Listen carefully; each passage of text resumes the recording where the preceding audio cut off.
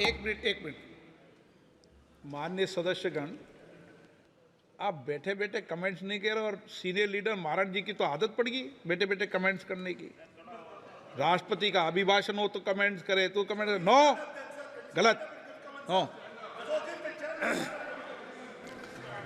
धन्यवाद अध्यक्ष जी, धन्यवाद अध्यक्ष जी। क्योंकि मैंने विकास भी और विरासत की बात भी की, तो दयानिधि मारन जी का चिल्लाना तो सही था, क्योंकि इनके नेता वहां पर बैठ बैठ कर कहते हैं कि सनातन धर्म बीमारी की तरह, इसको जड़ से मिटाना है। इनके नेताओं ने वहां पर कहा है, इनके नेताओं ने कहा है। शर्म आनी चाहिए, माफी मांगनी चाहिए देश से इनको। अगर ये मुझे चाहते मेरा भाषण उस दिशा में जाए तो मुझे करने में कोई आपत्ति नहीं है, लेकिन ये शब्द जो इन्होंने कहे, सनातन धर्म को जो नीचा दिखाने का प्रयास किया, सनातन धर्म को आपने एड्स HIV के साथ जोड़ने का काम किया, इनके पार्टी के नेताओं ने जो कहा, ये मंजूर नहीं है। अरे मुगल आए आकर चले गए, अंग्रेज आए आकर चले गए, सनातन था, सनातन है और सनातन रहेगा।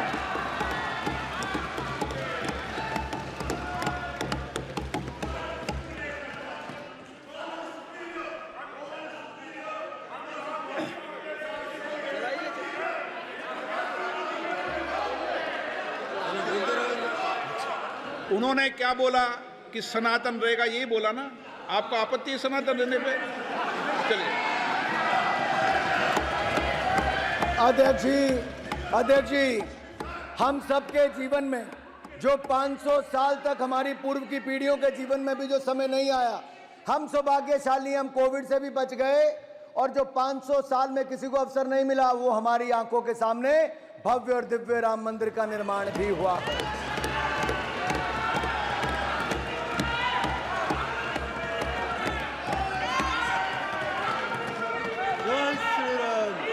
अध्यक्ष जी, मुझे इसी बात की पीड़ा है, ये सनातन धर्म को कुचलने की बात करते हैं, जड़ से मिटाने की बात करते हैं, और राम मंदिर के प्रसारण पर रोक भी किसी सरकार ने लगाई, तो किस सरकार ने लगाई? क्यों लगाई है? क्यों लगाई थी रोक को? सुप्रीम कोर्ट से निर्णय लेना पड़ा हमें। क्यों राम का विरोध करते हैं? अरे कुछ वैसे बैठे जिन्होंने राम भक्तों पर गोलियां चलाई, कुछ वो हैं जिन्होंने राम मंदिर को टेंट में रखा, कुछ वो हैं जिन्होंने राम मंदिर के प्रसारण पर रोक लगाई। माननीय सभापति जी, और जब मैं बात करता हूं विकास भी विरासत की भी, तो हम यही नहीं, सोमनाथ धाम बनाया, काशी विश्वनाथ धाम बनाया, दिव्य और भव्य केदारनाथ धाम बनाया, महाकाल लोक धाम बनाया, और दिव्य और भव्य राम मंदिर भी बनाया है।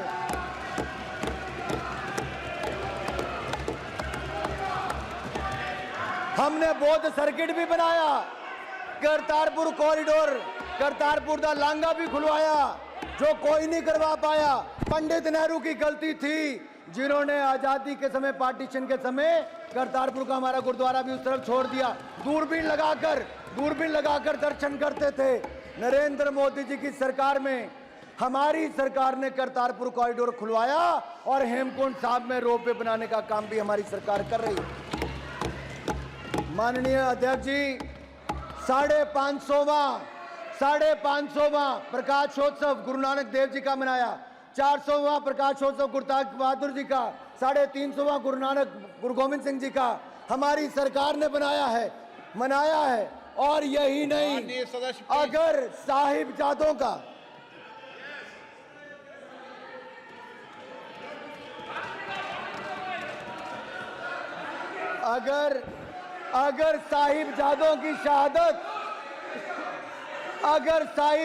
की शहादत पर भी अगर पूरे देश ने वीर बाल दिवस के रूप में मनाया, तो ये भी प्रधानमंत्री नरेंद्र मोदी जी की सोच।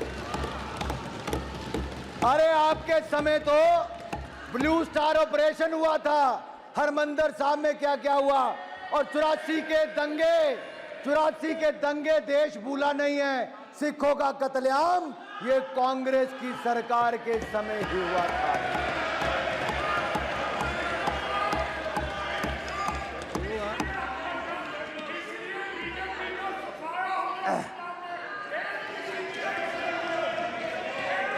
माननीय अध्यक्ष जी, भारतीय जनता पार्टी को समर्थन मिला है पंजाब में कि हमारा वोट शेयर 3 गुना ज्यादा पंजाब की जनता ने बढ़ाया है। लेकिन मैं इन लोगों से ज्यादा अपेक्षा रखता भी नहीं।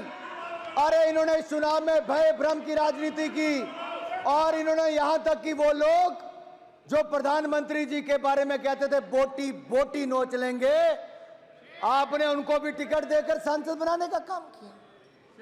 क्या कहते थे? बोटी बोटी। मैं पूछता हूं साहब, क्या कहा? अरे किसको टिकट दिया? टुकड़े टुकड़े की सोच वाले टुकड़े टुकड़े गैंग वालों को कांग्रेस में शामिल किया और उनको फिर टिकट देने का काम भी किया। अरे जो अफजल गुरु की फांसी माफ कराने की बात करते हैं उनको दिया, जो भारत का नामो निशान मिटाने की बात करते हैं उनको कांग्रेस ने टिकट क्यों दिया? मेरा सवाल ये खड़ा होता है। मैं सवाल पूछता हूं सभा पटल से, ऐसी कौन सी मजबूरी थी कि राहुल गांधी जी को प्रतिबंधित? एक मिनट, सभा पटल से नहीं, सभा पटल के माध्यम से पानी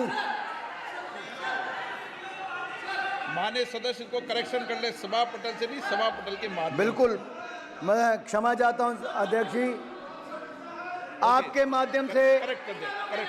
मैं यही बात दोबारा आपके माध्यम से कहना चाहूंगा अध्यक्ष जी। मैं आपका संरक्षण चाहता हूं। अगर मेरी बात में सत्य ना हो तो मुझे कोई भी खड़ा होकर टोक सकता है। ये क्यों आप कह सकते हो टोक सकता है? आपको अधिकार दिया है क्या? कोई नहीं टोकेगा, सबको अपनी बात आपका बहुत धन्यवाद अध्यक्ष जी। आपका संरक्षण ऐसे ही मिलता रहे तो धन्यवाद प्रस्ताव पे चर्चा अच्छी हो जाएगी। अध्यक्ष जी, सवाल ये खड़ा होता है कि जिस सदन में हम बैठे हैं, घटना पुराने सदन की है, क्या देश का कोई भी व्यक्ति संसद पर हमला होना देखना चाहेगा? क्या आप में से कोई चाहेगा? तो जो उस हमले में शामिल थे, क्या उनको कड़ी से कड़ी सजा मिलनी चाहिए थी कि नहीं मिलनी चाहिए थी? अगर उनको कड़ी से कड़ी सजा देश के न्यायालय ने दी, फांसी की सजा दी, तो बचाने के लिए सड़कों पर जो उतरे उनके साथ आप समर्थन करने निकल, उनके साथ आप उतर गए बचाने के लिए। अरे कोई और नहीं मिला 140 करोड़ भारत में? क्या मजबूरी थी इनकी? क्या मजबूरी थी? और अब आप चुनाव जहां से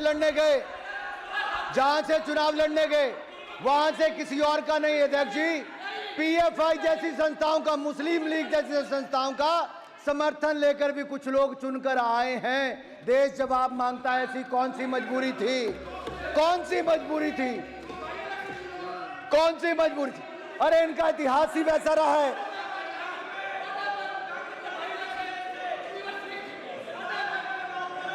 माननीय अध्यक्ष जी, बहुत सारी बातें चुनाव के समय और जो माननीय उल्लेख राष्ट्रपति महोदय ने भी जिस ओर किया, संविधान की ओर, मैं वहां पर भी आऊंगा, लेकिन उससे पहले थोड़ा कुछ और कहना चाहता हूं। इनका दर्द सामने नजर आ रहा है। इनका दर्द नजर आ रहा है। 3 बार प्रयास करने के बाद भी जो 100 के आंकड़े तक नहीं पहुंच पाया, 99 पर ही रुक गया। वो तो यही कहते हैं, दिल के अरमा आंसुओं में बह गए, इतनी नौटंकियों के बाद भी 99 पर ही अटक कर रह गए। दिल के अरमा आंसुओं में बह गए, तीसरी बार भी विपक्ष में आकर बैठ गए। माननीय अध्यक्ष जी, देवर इन द नर्वस 90s, ये नर्वस 90s में आकर इनके हाथ पैर फूलने शुरू हो गए। एक बात मैं कहना चाहता हूं, एक बात तो अच्छी हुई अध्यक्ष जी कि माननीय राहुल गांधी जी नेता प्रतिपक्ष बने हैं। मैं अपनी ओर से राहुल गांधी जी को नेता प्रतिपक्ष बनने पर बहुत बहुत बधाई और शुभकामनाएं देता हूं। राहुल गांधी जी का नेता प्रतिपक्ष बनना इसलिए भी महत्वपूर्ण है क्योंकि पिछले 2 दशकों में ये पावर विदाउट रिस्पॉन्सिबिलिटी एंजॉय कर रहे थे, ये मजा लेते थे। लेकिन अब इनको पावर के साथ साथ पावर के साथ साथ रिस्पॉन्सिबिलिटी भी लेनी पड़ेगी। इसलिए जो मोदी जी को कहते हैं कि मोदी जी की तीसरी टर्म अग्नि परीक्षा है, ये तीसरी टर्म मोदी जी की अग्नि परीक्षा नहीं, ये अग्नि परीक्षा विपक्ष की है, विपक्ष के नेता की है। क्या वो विपक्ष को एकजुट रख पाएंगे?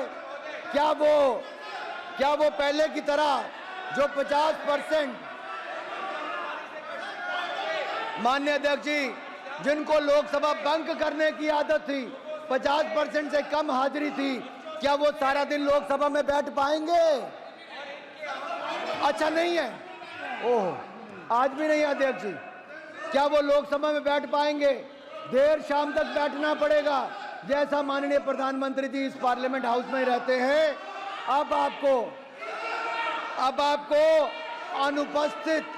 अनुपस्थित जमींदारी नहीं चलेगी। Absentee landlordism want work, absentee landlordism want work. अध्यक्ष जी, माननीय अध्यक्ष जी,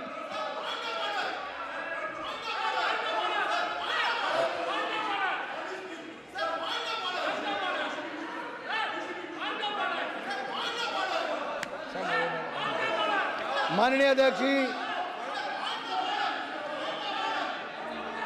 अध्यक्ष जी, कुछ लोगों की बार माननीय अध्यक्ष जी, एक और देश ने देखा है कि कैसे हमारे वैज्ञानिकों की मेहनत के कारण जो दुनिया का कोई देश नहीं कर पाया, वो चंद्रयान मिशन की सफलता ने करके दिखाया है। चंद्रमा के दक्षिण ध्रुव पर तिरंगे का मान सम्मान बढ़ाने वाला देश हमारा भारत दुनिया का पहला देश बना है, पहला देश बना। एक और चंद्रयान मिशन की सफलता, आदित्य L1 सोलर की सफलता, तो दूसरी ओर क्या राहुल यान फिर एक बार फेल हो गया है? क्या राहुल यान फिर एक बार फेल हो गया है? कांग्रेस और इनका इकोसिस्टम कुतर्कों के सहारे राहुल यान को सफल करने की बात करता है। मैं पूछता हूं अध्यक्ष जी, ये 4 जून से दिखाने में लगे हैं कि 99 का आंकड़ा 240 से ज्यादा बड़ा होता है। अध्यक्ष जी, क्या 99 240 से ज्यादा बड़ा होता है? कांग्रेस की इस बार सीटें 99 आई हैं, एक और छोड़ के 98 रह गई। अपने आप में ये रिकॉर्ड तीसरी बार विपक्ष में बनाने का इन्होंने बनाया है, लेकिन इनका घमंड, अहंकार और तानाशाही सोच आज भी बरकरार है। ये मानसिकता, जब कांग्रेस का पार्टी मोड खत्म हो जाए तो इस पर आत्मनिर्भर और मंथन जरूर करना चाहिए। माननीय अध्यक्ष जी, मैं एक आंकड़ा देश के सामने रखना, एक तो चलो प्लीज बैठिए अपनी सीट पे। Sir, point of order 352. Rules to be observed while speaking. A member while speaking not refer to any matter of fact with a judicial decision is pending. Make preferences, personal reference by way of making. Okay. Sir, please expurge. Please 352 के अनुसार बोलोगे, बोलो, तय करो सदन में, सब तय कर लो। 352 के तहत बोलोगे, मैं सदन 352 के तहत चला दूंगा। नाराज नहीं हो रहा, मैं नाराज नहीं होता हूं। मेरे को माननीय सदस्य रूल बता रहे हैं, तो रूल की किताब बता रहे हैं, तो मैं भी चाहता हूं रूल की किताब से चलो। तो 352 के रूल के अनुसार से सदन चलेगा क्या? चलाना चाहते हो? बताओ। Sir, I raised a point of judicial.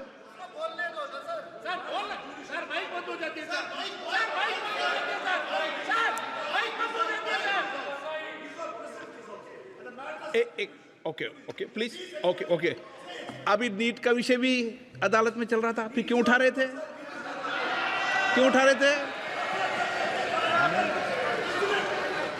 No, गलत।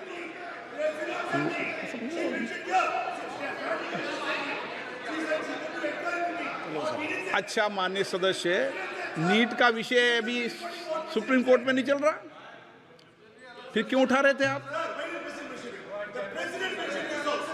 नो, अनुराग ठाकुर जी। माननीय अध्यक्ष जी धन्यवाद। माननीय अध्यक्ष जी, मैं कह रहा था कि ये प्रयास कर रहे थे कि 99 सीटें ही 240 से ज़्यादा होती हैं। अभी इनका आंकड़ा इनको मुबारक। लेकिन मैं एक बात तो देश के सामने और आपके माध्यम से सदन को जरूर बताना चाहता हूं, कांग्रेस मात्र 328 सीटों पर चुनाव लड़ी थी, क्योंकि हमारे ऊपर प्रश्न खड़ा करते हैं। जब राष्ट्रपति भाषण में आया कि स्थिर और स्पष्ट बहुमत मिला तो उन्होंने बहुत हल्ला किया। मैं पूछता हूं, जब 2004 में आपकी सरकार बनी, 2009 में आपकी सरकार बनी, क्या आपको 240 सीटें भी मिल पाई थी? अरे आप उसके आसपास भी नहीं थे, 145 सीटें आपको मिली थी।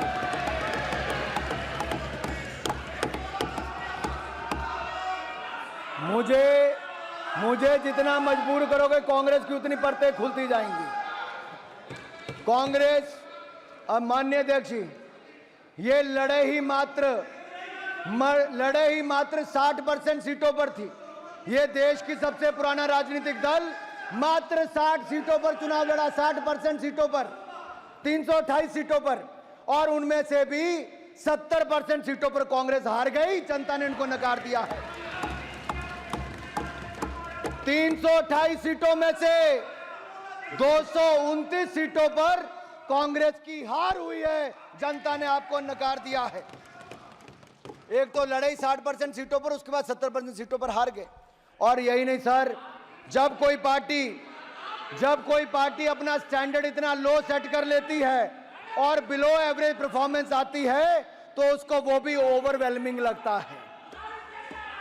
लेकिन मैं अपने कांग्रेस के मित्रों से कहना चाहता हूं, आप कुछ भी पालो पर गलत फहमी मत पालो।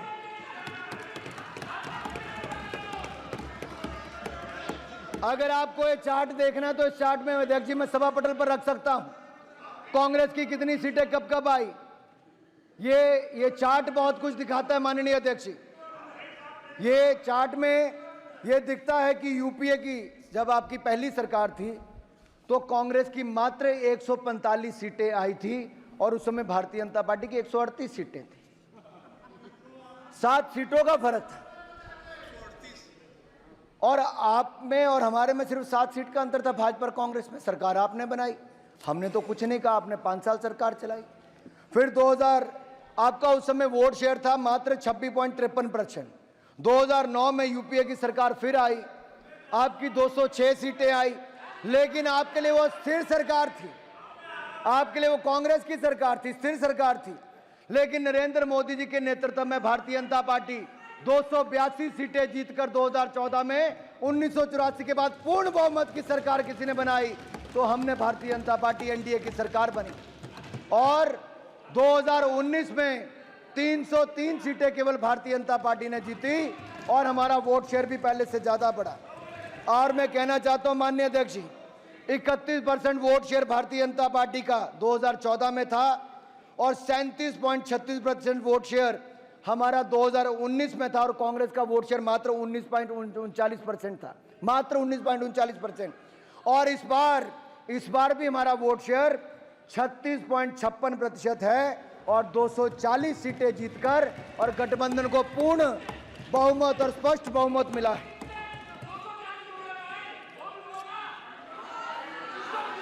माननीय अध्यक्ष जी, इनको इतनी तो शर्म आनी चाहिए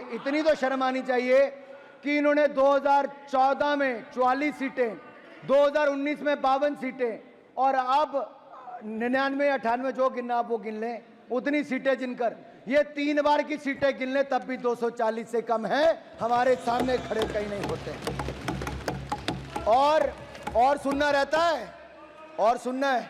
मैं और बता दूं सर, जितने पूरे समूचे विपक्ष की सीटें हैं उससे ज्यादा अकेली भारतीय जनता पार्टी की सीटें।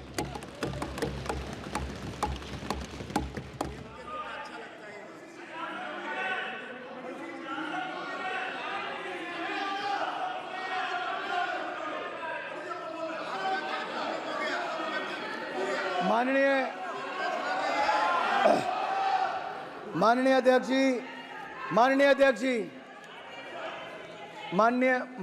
जी, जब ये भारतीय जनता पार्टी का या मोदी जी का मुकाबला 2 चुनावों में नहीं कर पाए तो क्या बनाया? एक ऐसा गठबंधन बनाया जो जेल वाले और बेल वालों ने मिलकर बनाया। कुछ जेल में थे, कुछ बेल पर थे, कुछ यहां पर भी बेल वाले हैं।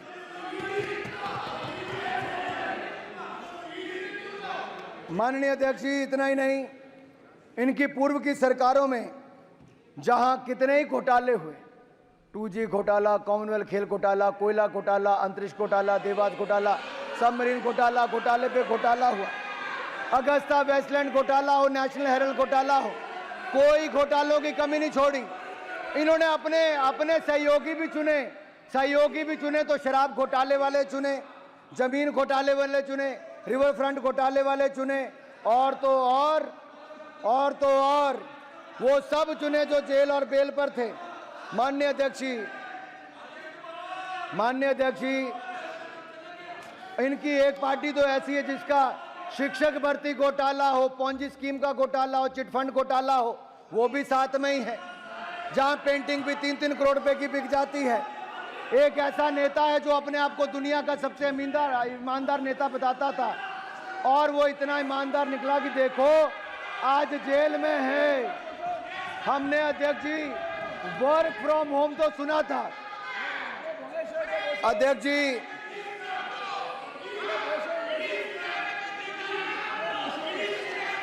माननीय अध्यक्ष जी, हमने वर्क फ्रॉम होम तो सुना था, वर्क फ्रॉम जेल देखने का अवसर भी इन लोगों ने दिया कि जेल से सरकार कैसे चलती।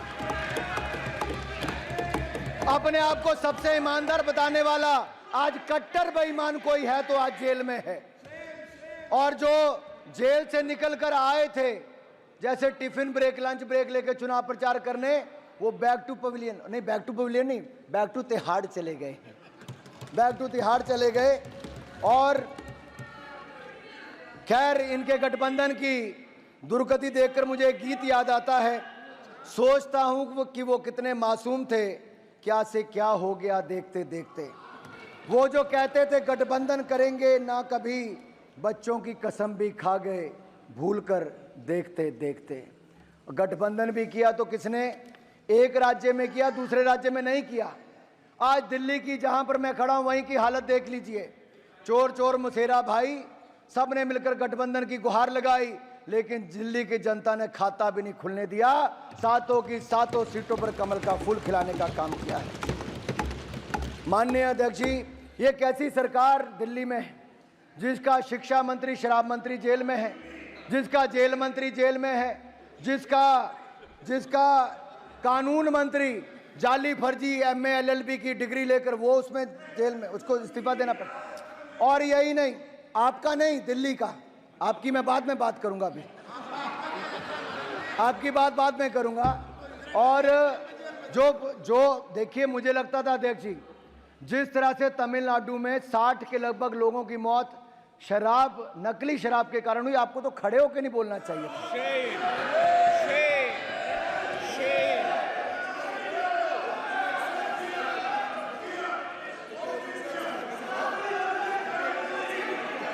अध्यक्ष जी, जो खड़े हैं मैं समझ सकता हूं, जो बार बार खड़े हो रहे हैं, वो 2G घोटाले के समय किस किस पर आरोप लगा, मैं नहीं चाहता कि उनका नाम मैं यहां पर लूं।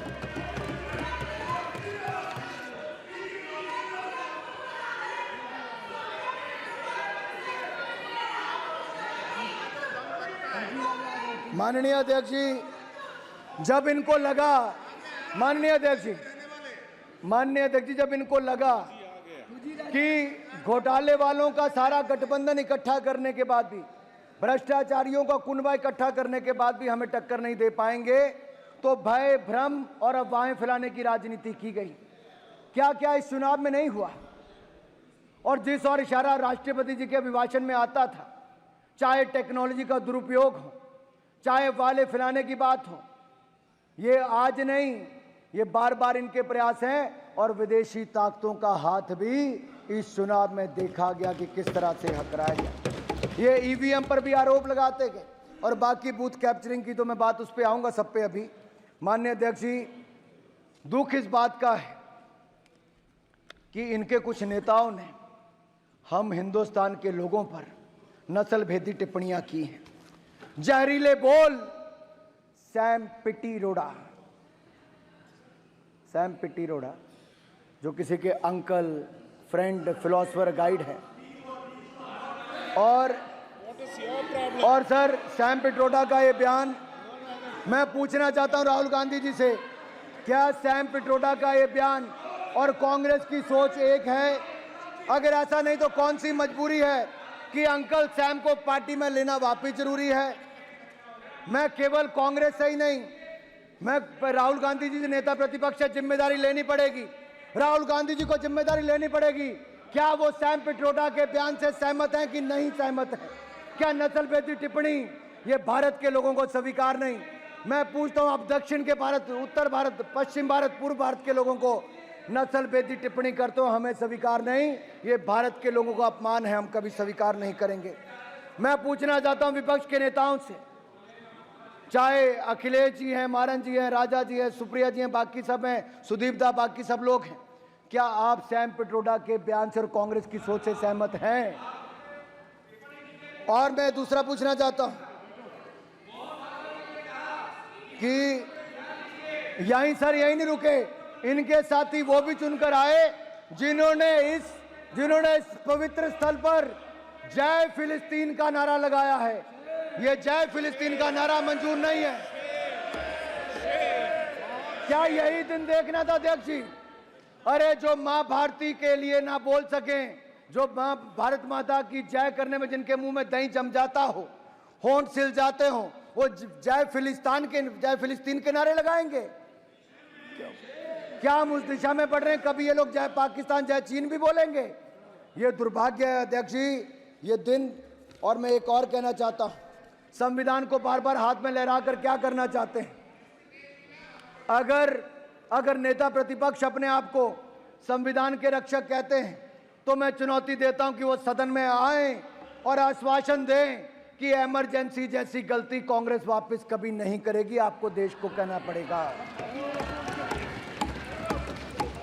और मैं कहता हूं कि इमरजेंसी पर जब प्रस्ताव आया तो क्या उस प्रस्ताव पर आप सहमत हैं और इसको शामिल होंगे, उनका समर्थन करेंगे? और यही नहीं, माफी भी आपको देश से मांगनी चाहिए।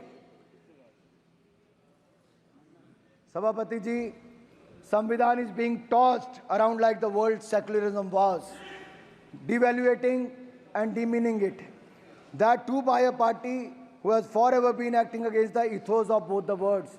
इन्होंने पहले कभी धर्मनिरपेक्ष शब्द का और कभी संविधान का दुरुपयोग ही किया है, और भी अपने लिए किया है। सच्चाई यह है कि जिन्होंने देश को संविधान दिया वो बाबा साहब अंबेडकर को अपमानित, प्रताड़ित, पीड़ित और पॉलिटिक्स से बाहर करने का काम किया तो आप लोगों ने ही किया था। अरे गौरव जी, दर्द होगा आपको, गौरव जी, दर्द होगा कांग्रेस को, क्योंकि आप लोगों ने ही बाबा साहब अंबेडकर के खिलाफ जो रचा वो देश जानता है, इतिहास गवाह है। दूसरी ओर प्रधानमंत्री नरेंद्र मोदी जी ने जब शपथ ली तो उसके बाद संविधान के आगे माथा टेका, तब भी और इस बार भी संविधान को नमन किया और संविधान के अनुसार देश चलाने की बात की। और मैं एक बात और कहना चाहता हूं, बाबा साहब अंबेडकर के नाम पर पंच तीर्थ किसी ने बनाया तो भारतीय जनता पार्टी एनडीए की सरकार ने बनाया। बाबा साहब अंबेडकर की जन्मस्थली, शिक्षा स्थली, चैत्य भूमि और शिक्षा भूमि, महापरिनिर्वाण भूमि, पांचों स्थानों पर नागपुर, मऊ, मुंबई, दिल्ली और लंदन में जमीनें लेकर वहां पर म्यूजियम, स्मारक और वहां पर उसको मान सम्मान देने का काम किया। पंचतीर्थ बनाया तो नरेंद्र मोदी की सरकार ने बनाया। मैं आप सबसे एक और पूछना चाहता हूं, कितने पन्ने होते हैं कॉन्स्टिट्यूशन में? कितने? ऐसा मोटा करके मत बताओ, पेज कितने होते हैं? हाँ, रोज लेके घूमते थे, कभी खोल के पढ़ो तो सही। अरे पढ़ते हो नहीं, लहराते फिरते हो। निकालो जेब से देखो, अरे निकालो जेब से देखो, नकल ही मार लो। बताओ कितने पन्ने होते हैं? अरे बड़ा संविधान करते थे।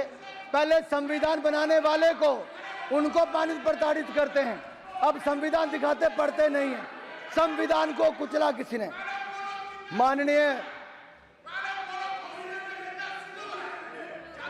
माननीय सभापति जी, अगर संविधान को तार किसी ने किया था, संविधान को कुचलने का किसी ने काम किया था तो वो भी आपने इमरजेंसी लगाकर किया था। देश आपको माफ नहीं करेगा। अरे 251 पन्ने होते हैं भाई साहब संविधान में, खोल के देख लो जरा। और माननीय सभापति जी, एक कहावत है, दादा आपको क्यों दर्द हो रही है? इमरजेंसी उन्होंने लगाई थी, आप ऐसे ही अपने उड़ता तीर ले रहे हो। बाद में मैं सभापति जी, मैं कांग्रेस की बात कर रहा हूं, ये तृणमूल कांग्रेस बीच में आ गई है।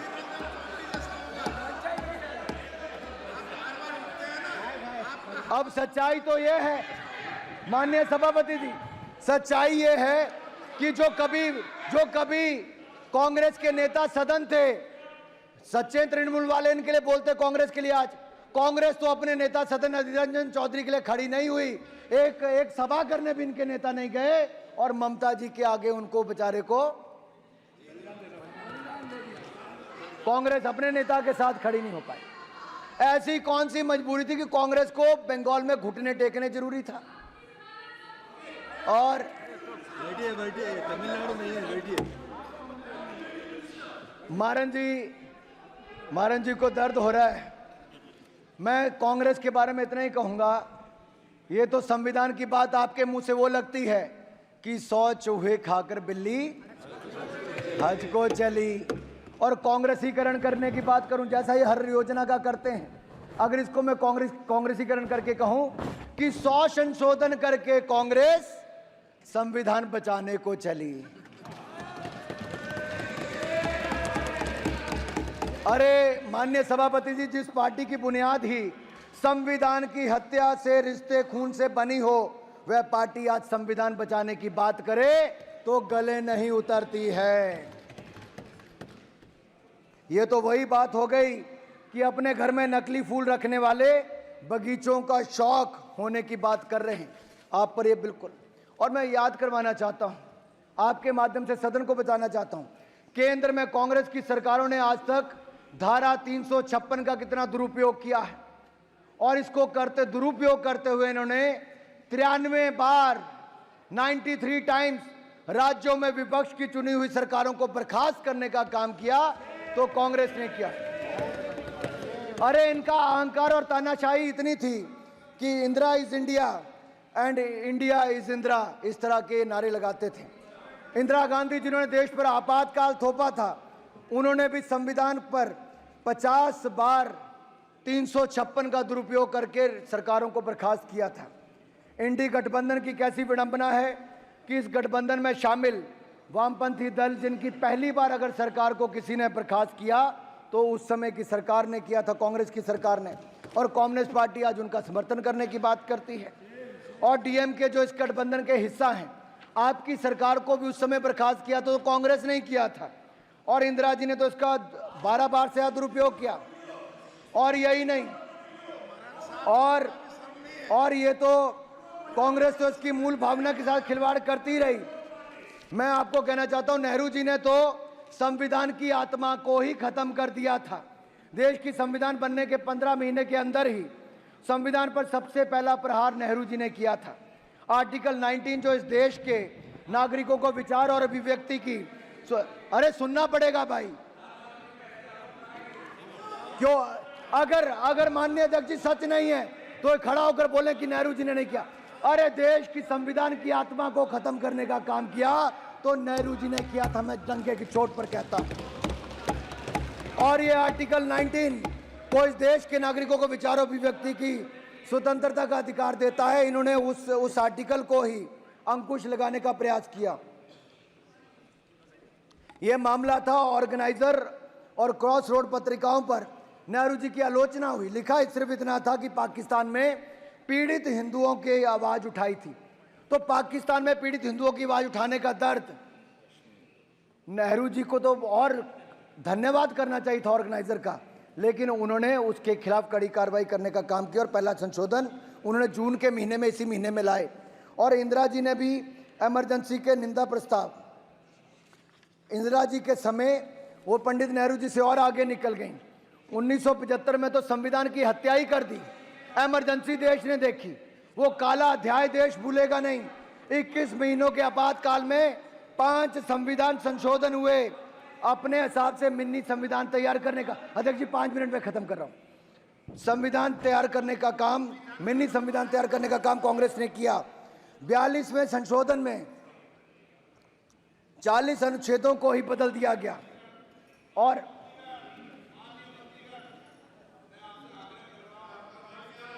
अन्य सदस्य जब बोले क्रोध नहीं करें और इसको 5 साल पालन करना है।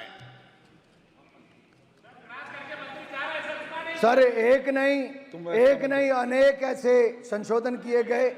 उच्च न्यायालय से छीना पीएम पर नियुक्ति के व्यक्ति के चुनाव की जांच का अधिकार, न्यायपालिका से आपात की न्याय समीक्षा का अधिकार छीन लिया गया था। अनुच्छेद 368 के तहत 40 अनुच्छेदों में को बदल दिया गया था। 42वें संशोधन को तो मिनी संविधान कहा गया। ये किसी और ने नहीं, ये कांग्रेस ने संविधान के साथ खिलवाड़ किया था, जिसके लिए आपको देश से माफी मांगनी चाहिए। और यही नहीं, अगर हमारे समय मात्र 8 संविधान में संशोधन हुए, और मैं कहना चाहता हूं, मैं आपको ये कहना चाहता हूं, अधिकतर नेता जनसंघ के जेल गए थे संविधान को बचाने के लिए और इमरजेंसी के खिलाफ हमारे नेताओं ने आवाज उठाई थी। और माननीय अध्यक्ष जी, माननीय स्टालिन जी जो तमिलनाडु के मुख्यमंत्री हैं, वो भी उस समय जेल में थे। आज तो सपा वाले कांग्रेस के साथ बैठ गए, मुलायम जी भी उस समय जेल में थे। आज तो आरजेडी वाले इनके साथ बैठ गए, लालू जी भी उस समय जेल में थे। ऐसी कौन सी मजबूरी है? इमरजेंसी थोपने वालों के साथ आपको गठबंधन जरूरी है। अब आप लोकतंत्र बचाने की बात करते हो। और यही नहीं, मीसा जी, बहन मीसा जी हैं, इनका तो जन्म ही मीसा एक्ट के दौरान हुआ। देश में मीसा थोपा गया तो मीसा जी का जन्म हुआ।